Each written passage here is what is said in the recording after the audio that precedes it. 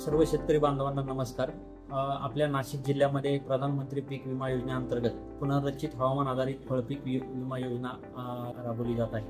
आपल्या जिल्ह्यात प्रामुख्याने फळपिकांमध्ये द्राक्ष, डाळिंब या फळपिकांचं क्षेत्र मोठ्या प्रमाणात आहे। तर या सर्व फळपिकांना विमा संरक्षण देण्यासाठी जी काही अंतिम तारीख आपल्याला आहे, तर सीताफळासाठी 31 जुलै 2025 आहे। डाळिंबसाठी 14 जुलैपर्यंत आपण फळपीक विमा काढू शकतो आणि द्राक्षासाठी 30 जूनपर्यंत मुदतवाढ देण्यात आलेली होती।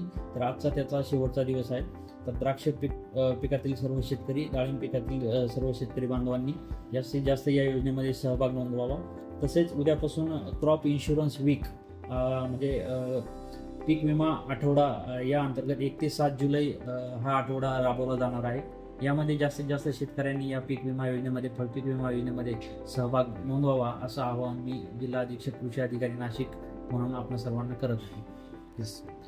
तसेच चालू वर्षी फळपीक विमा संदर्भात काही शेतकऱ्यांच्या तक्रारी असतील, तर त्या तक्रारीसाठी फार्म मित्र हे नवीन ॲप कंपनीने लॉन्च केलेलं आहे। आपण प्ले स्टोअरवर जाऊन या ॲप डाउनलोड करून घेऊ शकता आणि आपली काही तक्रार असेल तर ती तक्रार या फार्म मित्र ॲपच्या माध्यमातून आपण नोंदवू शकता।